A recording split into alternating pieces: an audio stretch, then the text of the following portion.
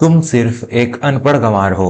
तुम्हारी इस पुरानी दुकान से मेरा स्टेटस खराब होता है। बेटे के इन कड़वे शब्दों ने उस माँ को रुलाया नहीं, बल्कि उसे एक ऐसा फैसला लेने पर मजबूर कर दिया जिसने पूरे परिवार की नींव हिला दी। नमस्कार दोस्तों, मैं हूँ विवेक वर्मा। आज जो कहानी मैं आपको सुनाने जा रहा हूँ वह किसी किताब का पन्ना नहीं, बल्कि हमारे ही समाज के एक घर की सच्चाई है। एक ऐसी सच्चाई जो कड़वी है, लेकिन जिसे सुनना और समझना हम सबके लिए बहुत जरूरी है। यह कहानी है उस संघर्ष की जो एक माँ अपने बच्चे के लिए करती है, और उस दर्द की जो वही बच्चा अपनी माँ को देता है।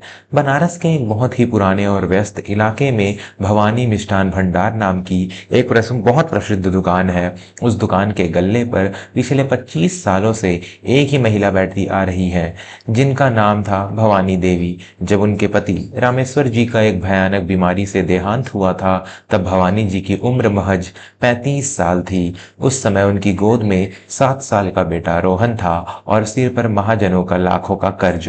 रिश्तेदारों और समाज के लोगों ने ताने मारते हुए कहा था कि औरत जात है, इतना बड़ा कारोबार और कर्ज कैसे संभालेगी, दुकान बेचकर मायके चली जाए तो अच्छा है।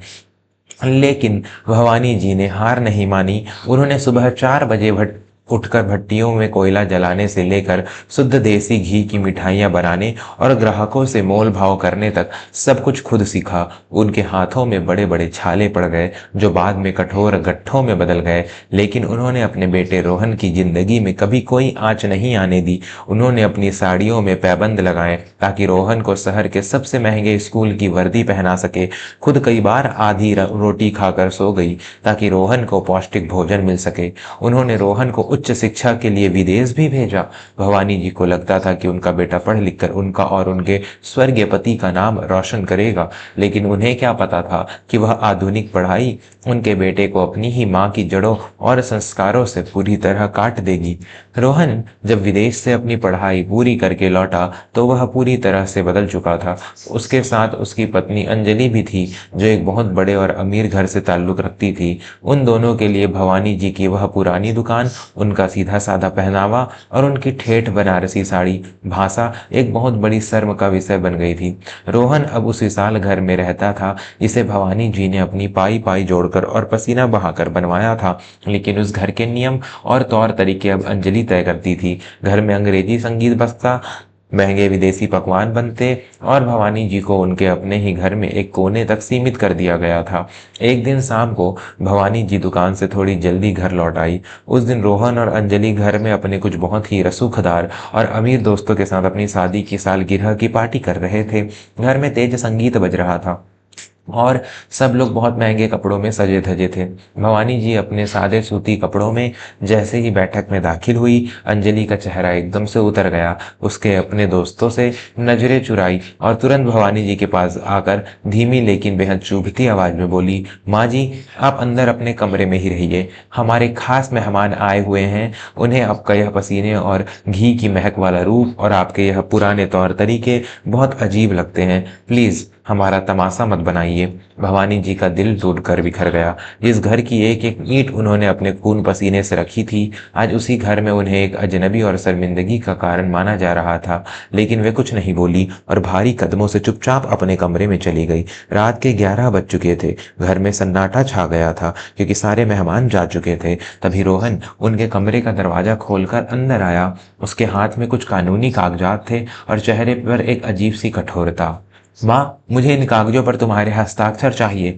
रोहन ने बिना कोई हाल चाल पूछे सीधा अपने मतलब की बात कही। भवानी जी ने अपना चश्मा पहनते हुए उन कागजों को देखा और बहुत ही शांत स्वर में पूछा, ये किस चीज के कागज है बेटा? इतनी रात गए तुम्हें मेरे हस्ताक्षर क्यों चाहिए? रोहन ने एक गहरी सांस ली और बोला, मैं शहर के सबसे महंगे और एक नए इलाके में एक बहुत बड़ा और आधुनिक रेस्टोरेंट खोल रहा हूँ। उसके लिए मुझे बैंक से 2 करोड़ रुपए का ऋण चाहिए। मैंने फैसला किया है कि हम अपनी वह पुरानी और सड़ी हुई भवानी मिष्ठान भंडार वाली जगह को बैंक के पास गिरवी रख रहे हैं। वैसे भी वह दुकान अब पुराने जमाने की हो चुकी है। आज के समय में वह पुराना हलवाइयों वाला धंधा नहीं चलता। हमें समय के साथ बदलना होगा। भवानी जी ने के हाथ बुरी तरह कांपने लगे। उनकी आंखों के सामने उनके स्वर्गवासी पति का चेहरा घूम रहा था। उन्होंने कांपती हुई आवाज में कहा, बेटा, वह दुकान तुम्हारे पिता की आखिरी निशानी है। उसी दुकान की बदौलत आज तुम इस मुकाम पर खड़े हो। उसी दुकान ने तुम्हारे जीवन का हर खर्च उठाया है। मैं जीते जी उस मंदिर जैसी दुकान को कभी गिरवी नहीं रखने दूंगी। यह सुनते ही रोहन का पारा 7वें आसमान पर पहुंच गया। वह अपना आपा खो बैठा और जोर जोर से चिल्लाते हुए बोला, यही तो सबसे बड़ी दिक्कत है तुम्हारे साथ। तुम्हारी सोच हमेशा उसी नाली, उसी गली और उसी पुरानी दुकान तक सीमित रहेगी। तुम सिर्फ एक अनपढ़ गंवार हो। तुम्हारी इस पुरानी दुकान से मेरा स्टेटस और मेरी हैसियत खराब होती है। मैं एक बहुत बड़ा और आधुनिक व्यापारी बनना चाहता हूँ और तुम मेरी राह का सबसे बड़ा रोड़ा बन रही हो। अगर तुम मेरी तरक्की में मेरी मदद नहीं कर सकती तो कम से कम मेरी जिंदगी से पूरी तरह दूर हो जाओ। दोस्तों, जरा रुककर सोचिए, उस बूढ़ी माँ के दिल पर क्या गुजरी होगी, जिस माँ ने अपनी पूरी जवानी, अपनी हर खुशी, अपने हर सपने को उस बेटे की सफलता के लिए चिता पर जला दिया। आज वही बेटा उसे अनपढ़, गंवार और अपनी जिंदगी का रोड़ा कह रहा है। एक माँ सब कुछ सह सकती है, लेकिन अपनी ही संतान से मिला यह तिरस्कार उसे जीते जी मार देता है। अगर आप भी यह मानते हैं कि माता पिता का सम्मान दुनिया की हर दौलत और हर आधुनिकता से कहीं ज्यादा बढ़कर है, तो अभी हमारे चैनल वर्मा स्टोरीज को पूरे दिल से सब्सक्राइब करें। जब आप सब्सक्राइब करते हैं तो मुझे विवेक वर्मा को यह एहसास होता है कि हमारे समाज में आज भी रिश्तों की कदर करने वाले लोग जिंदा हैं। आपका यह एक कदम मुझे आपके लिए ऐसी ही सच्ची और आत्मा को झकझोर देने वाली कहानियां लाने की प्रेरणा देता है। इसलिए अभी सब्सक्राइब करें और इस कहानी की गहराई में मेरे साथ आगे बढ़ें। रोहन के वे जहरीले शब्द भवानी जी के सीने में किसी धारदार खंजर की तरह गहरे उतर गए थे। लेकिन आपको यह जानकर हैरानी होगी कि उस रात भवानी जी बिल्कुल नहीं रोई। आंसुओं की जगह उनकी आंखों में एक ऐसा दृढ़ निश्चय आ गया था जो शायद उन्होंने 25 साल पहले अपने पति की मृत्यु के समय महसूस किया था। उन्होंने अपने पति की तस्वीर की तरफ देखा और उन्हें यह कठोर सत्य महसूस हुआ कि उनका अंधा लाड़ प्यार उनके बेटे को बहुत ही कमजोर, लालची और अहंकारी बना चुका है। उनका बेटा यह भूल चुका है कि पैसा पेड़ पर नहीं उगता, बल्कि हाड़ तोड़ मेहनत से कमाया जाता है। उन्हें समझ आ गया कि अगर आज उन्होंने कोई बड़ा फैसला नहीं लिया तो उनका बेटा जिंदगी की अगली सच्चाई और रिश्तों का मोल कभी नहीं समझ पाएगा। अगली सुबह सूरज निकलने से पहले ही भवानी जी तैयार होकर घर से निकल गई। रोहन और अंजलि अभी गहरी नींद में सो रहे थे। भवानी जी सीधा अपने पुराने और भरोसेमंद वकील माधव दास जी के घर पहुंची। माधव जी उनके पति के समय से उनके परिवार के कानूनी मामले देखते आ रहे थे। माधव भाई, मुझे आज और अभी कुछ बहुत ही जरूरी कानूनी बदलाव करने हैं। भवानी जी की आवाज में एक अजीब सी शांति थी, एक ऐसी शांति जो किसी बड़े तूफान के आने से पहले होती है।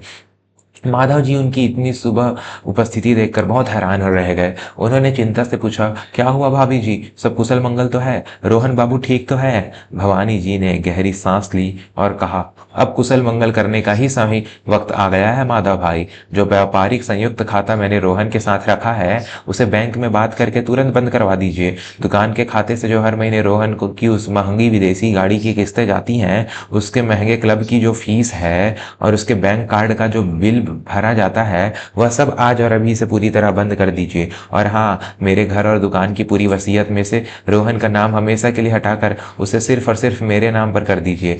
जब तक मेरे शरीर में प्राण है, मेरी संपत्ति का एक छोटा सा पत्ता भी मेरे हस्ताक्षर के बिना नहीं हिलेगा। माधव जी यह सुनकर सन्न रह गए। उन्होंने अपने कानों पर यकीन नहीं हुआ, लेकिन भवानी जी की आंखों में वह अटल कठोरता और उनके चेहरे की लकीरों में छुपा हुआ दर्द देखकर वे समझ गए कि पानी अब सिर से बहुत ऊपर जा चुका है। उन्होंने बिना कोई और सवाल किए सारे कानूनी कागजात उसी दिन तैयार करवा दिए और बैंक में सारे निर्देश भिजवा दिए। 2 दिन बीत गए। रोहन अपने कुछ नए व्यापारिक दोस्तों के साथ शहर के एक बहुत ही महंगे और आलीशान रेस्टोरेंट में दोपहर का भोजन कर रहा था। वह उन्हें अपने नए बड़े रेस्टोरेंट के सपने दिखा रहा था। जब भोजन के बाद बिल चुकाने की बारी आई तो उसने बहुत ही घमंड और शान के साथ अपना सोने का रंग वाला विशेष बैंक कार्ड वेटर को दिया। वेटर कार्ड लेकर गया, लेकिन 5 मिनट बाद वह विनम्रता से वापस आया और बोला, क्षमा कीजिएगा सर, आपका यह कार्ड अमान्य बता रहा है, मशीन इसे स्वीकार नहीं कर रही है। रोहन ने झल्लाते हुए अपनी जेब से दूसरा कार्ड निकाला और कहा, तुम्हारी मशीन ही खराब होगी, यह दूसरा कार्ड लो। वेटर ने वह कार्ड भी जांचा और सिर झुकाकर बोला, माफ कीजिएगा सर, यह खाता भी पूरी तरह से बंद बता रहा है। रोहन का चेहरा शर्म से लाल हो गया। उसके अमीर दोस्तों के सामने उसकी बहुत भारी बेइज्जती हो गई थी। उसे मजबूरी में अपने एक दोस्त से पैसे उधार मांगकर वह भारी भरकम बिल चुकाना पड़ा। गुस्से में आग बबूला होता हुआ वह अपनी गाड़ी में बैठा और सीधा अपनी माँ की दुकान पर पहुंचा। दुकान उस समय ग्राहकों से खचाखच भरी हुई थी। मिठाइयों की खुशबू और लोगों की भीड़ के बीच भवानी जी गल्ले पर बैठकर हिसाब मिला रही थी। रोहन ने वहां मौजूद किसी भी इंसान की परवाह नहीं की। माँ, यह सब क्या तमाशा है? मेरे सारे कार्ड्स और खाते बंद क्यों हैं? बैंक का मैनेजर कह रहा है कि आपने सारे खाते रोक दिए हैं। आपकी इतनी हिम्मत कैसे हुई मेरी जिंदगी और मेरे पैसों में दखल देने की? रोहन पूरे बाजार के सामने जोर से चिल्लाया। भवानी जी बहुत ही शांति से गल्ले की कुर्सी से उठी। उन्होंने ग्राहकों की तरफ हाथ जोड़कर क्षमा मांगी और फिर रोहन की तरफ मुड़कर बहुत ही ठंडे और स्थिर स्वर में कहा, मैंने तुम्हारी जिंदगी में दखल देना हमेशा के लिए बंद कर दिया है रोहन। उस रात तुमने ही तो मुझसे कहा था कि मैं तुम्हारी राह का रोड़ा हूँ और मुझे तुम्हारी जिंदगी से दूर हो जाना चाहिए। इसलिए मैंने अपनी मेहनत के पैसे और अपनी संपत्ति को तुम्हारे उस महान रास्ते से हटा लिया है। लेकिन वह पैसा मेरा है, मेरा जन्म सिद्ध अधिकार है उस पर। रोहन बौखलाहट में चीखा। भवानी जी ने उसकी आंखों में आंखें डालकर एक ऐसा जवाब दिया जिसने रोहन को अंदर तक हिला दिया। वह पैसा मेरा है रोहन, मेरी तपस्या का है, मेरी रातों की नींद और मेरे पसीने का है। जिस पुरानी सड़ी हुई और बेकार दुकान से तुम्हें इतनी शर्म आती है, उस दुकान की कमाई से तुम यह रेशमी कपड़े पहनकर अय्याशी कर रहे थे। आज से तुम्हें मेरी एक पाई नहीं मिलेगी। तुम बहुत आधुनिक और उच्च दर्जे के पढ़े लिखे इंसान हो ना? तुम्हारी हैसियत बहुत बड़ी है ना? तो अब जाओ और अपने उसी बलबूते पर अपना खुद का महल खड़ा करके दिखाओ। दोस्तों, माँ जब अपनी ममता लुटाती है तो वह दुनिया की सबसे कोमल और प्यारी चीज होती है, लेकिन जब बात उसके आत्मसम्मान और उसके बच्चों को सही राह पर लाने की हो तो वही माँ एक अभेद्य चट्टान बन सकती है। भवानी जी के इस अकल्पनीय और साहसी फैसले ने निश्चित ही आपको भी अंदर तक झकझोर दिया होगा। अगर आप उनके इस कड़े लेकिन जरूरी कदम के साथ पूरी तरह से सहमत हैं तो बिना एक पल की देरी किए वर्मा स्टोरीज को सब्सक्राइब करें। आपका एक सब्सक्राइब हमें यह विश्वास दिलाता है कि सच्चाई और उसूलों की आज भी जीत होती है और यह हमें ऐसी ही और भी प्रेरणादायक कहानियां आप तक पहुंचाने की ताकत देता है। आइए साथ मिलकर इस कहानी के अंतिम और सबसे महत्वपूर्ण हिस्से की ओर चले। भवानी जी का यह रूप देखकर रोहन सन्न रह गया। वह गुस्से में पैर पटकता हुआ वहां से चला गया, लेकिन उसे लगा कि वह अपनी विदेश की डिग्री और अपने अंग्रेजी के दम पर तुरंत कोई बहुत बड़ा निवेशक ढूंढ लेगा। लेकिन असल जिंदगी किताबों और खोखले घमंड से बहुत अलग होती है। जब वह बाजार में उतरा तो उसे पता चला कि बिना किसी ठोस संपत्ति या गारंटी के कोई भी उसे एक रुपया भी उधार देने को तैयार नहीं था। उसकी वो महंगी जीवन शैली, बिना किसी कमाई के हो रहे अंधाधन, धुंध खर्चे और व्यापार की जमीनी समझ न होने के कारण वह कुछ ही महीनों में भयानक कर्ज के दलदल में डूब गया। उसकी महंगी गाड़ी की किस्तें न चुका पाने के कारण एक दिन बैंक वाले सबके सामने उसकी गाड़ी खींच कर ले गए।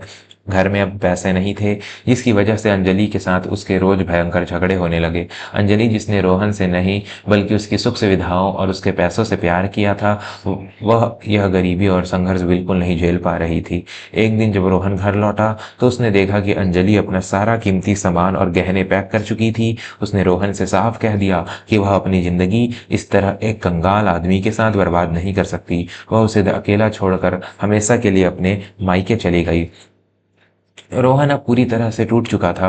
रात के उस घने अंधेरे में वह विशाल और खाली घर उसे काटने को दौड़ता था। उसे अचानक अपनी माँ की बहुत याद आने लगी। उसे याद आया कि कैसे बचपन में जब उसे तेज बुखार होता था तो उसकी माँ पूरी पूरी रात जाकर उसके माथे पर ठंडे पानी की पट्टियाँ रखती थी। उसे याद आया कि कैसे उसकी माँ ने अपने गहने बेचकर उसकी पढ़ाई की फीस भरी थी। और फिर उसे याद आया अपना वह घिनौना व्यवहार जो उसने उस देवी जैसी माँ के साथ किया था। उसे अपनी गलती का, अपने अंधे अहंकार का एक एक पल याद आ रहा था और वह खुद से ही नफरत करने लगा था। महीनों बीत गए। दिवाली का पावन दिन आ गया। भवानी मिष्ठान भंडार पर आज पैर रखने की भी जगह नहीं थी। भवानी जी खुद खड़े होकर ग्राहकों को मिठाइयाँ दे रही थी। तभी एक आदमी मैले फटे और सिकुड़े हुए कपड़ों में दुकान की सीढ़ियों पर आकर खड़ा हो गया। उसके बाल बिखरे हुए थे और चेहरा उतरा हुआ था। वह रोहन था। उसका सारा घमंड, सारा नकली रुतबा और सारा अहंकार टूट कर बिखर चुका था। भवानी जी ने उसे देखा। उनके हाथ ठिठक गए, लेकिन उनके चेहरे पर कोई भाव नहीं था। रोहन धीरे धीरे कांपते हुए कदमों से अपनी माँ के पास गया और सबके सामने उनके पैरों में गिरकर फूट फूट कर रोने लगा। मुझे माफ कर दो माँ, मुझे माफ कर दो। मैं अंधा हो गया था। पैसे और दिखावे ने मेरी अकल पर पत्थर डाल दिए थे। मुझे अब अच्छी तरह समझ में आ गया है कि इस पूरी दुनिया में तुम्हारे सिवा मेरा कोई अपना नहीं है। मेरी डिग्रियां, मेरे वे अमीर दोस्त, मेरी पत्नी, वे सब सिर्फ पैसों के सगे थे। बुरे वक्त में सब ने मेरा साथ छोड़ दिया। मुझे तुम्हारा पैसा नहीं चाहिए माँ, मुझे तुम्हारी संपत्ति का एक हिस्सा भी नहीं चाहिए। बस मुझे अपने चरणों में थोड़ी सी जगह दे दो, मुझे अपना लो। भवानी जी की आंखों से आंसुओं की धार बह निकली। एक माँ का दिल आखिर कब तक और कैसे पत्थर रह सकता था। उन्होंने अपने कांपते हाथों से अपने बेटे को उठाया और उसे कसकर गले लगा लिया। उस दिन वह पूरी दुकान, वह पूरा बाजार एक माँ और बेटे के इस मिलन को देखकर भावुक हो गया। रोहन ने रोते रोते हुए कहा, माँ, मैं कल से शहर में कोई भी छोटी मोटी नौकरी ढूंढ लूंगा। मैं तुम्हारी इस मेहनत की दुकान पर कभी अपना हक नहीं जताऊंगा। भवानी जी ने अपनी साड़ी के पल्लू से उसके आंसू पोंछे और भारी आवाज में कहा, तुम्हें कहीं भी दर दर भटकने की जरूरत नहीं है रोहन। यह दुकान तुम्हारी ही है, तुम्हारे पिता का आशीर्वाद है यह। लेकिन अब तुम यहाँ मालिक बनकर राज करने नहीं आओगे, बल्कि एक साधारण कर्मचारी बनकर शुरुआत करोगे। तुम्हें सुबह 4 बजे उठकर भट्टियों में आग लगाना सीखना होगा। तुम्हें ग्राहकों से अदब से बात करना सीखना होगा। तुम्हें उस मेहनत का असली मोल समझना होगा जो इस गल्ले तक पहुंचने के लिए की जाती है। रोहन ने हाथ जोड़कर और सिर झुकाकर हामी भरी। मुझे आपकी हर शर्त मंजूर है माँ, मुझे बस तुम्हारा आशीर्वाद और तुम्हारा साथ चाहिए। अगले दिन से बनारस के चौक इलाके के लोगों ने एक बिल्कुल ही नया और हैरान कर देने वाला नजारा देखा। शहर के सबसे महंगे स्कूल से पढ़ा और विदेश से उच्च शिक्षा लेकर लौटा वह लड़का सिर पर तौलिया बांधे हलवाइयों के साथ भट्टी के सामने खड़ा होकर पसीना बहा रहा था। उसके चेहरे पर वह पुराना घमंड बिल्कुल नहीं था, बल्कि एक अजीब सा सुकून था। अपनी जड़ों से, अपनी माँ से और अपनी असलियत से जुड़ने का सुकून। दोस्तों, मैं विवेक वर्मा इस कहानी के अंत में आपसे बस इतना ही कहना चाहूँगा कि पैसा, रुतबा और डिग्रियां इंसान को जीवन में कभी भी बड़ा नहीं बनाती। असल में इंसान को बड़ा बनाता है उसका संस्कार, उसकी विनम्रता और अपने माता पिता के प्रति उसका सच्चा सम्मान। याद रखिए, जिस पेड़ की जड़ें ही घमंड की कुल्हाड़ी से कट जाएं, वह पेड़ कभी भी हरा भरा नहीं रह सकता। माता पिता हमारी जिंदगी की वह मजबूत जड़ है जो खुद अंधकार में और मिट्टी में रहकर हमें रोशनी में फूलने फलने का मौका देते हैं। आधुनिकता की इस अंधी दौड़ में कभी भी उस जड़ को कमजोर मत होने देना। अगर इस कहानी ने आपके दिल के किसी भी तार को छुआ है और आपके अंदर भी अपने परिवार और माता पिता के लिए एक नया प्यार जगाया है, तो बिना कोई संकोच किए हमारे चैनल वर्मा स्टोरीज को अभी सब्सक्राइब करें। इस वीडियो को ज़्यादा से ज़्यादा लोगों तक शेयर करें ताकि हर उस भटके हुए बेटे या बेटी तक यह सीधा संदेश पहुंचे जो पैसे की चकाचौंध में अपने अपनों को पीछे छोड़ रहे हैं। कमेंट्स में लिखकर जरूर बताइएगा कि आपको भवानी जी का वह कठोर फैसला कैसा लगा। मिलते हैं बहुत जल्द एक और नई सच्ची और दिल को छू लेने वाली कहानी के साथ। तब तक के लिए अपना और अपने परिवार का बहुत ख्याल रखें। धन्यवाद और नमस्कार।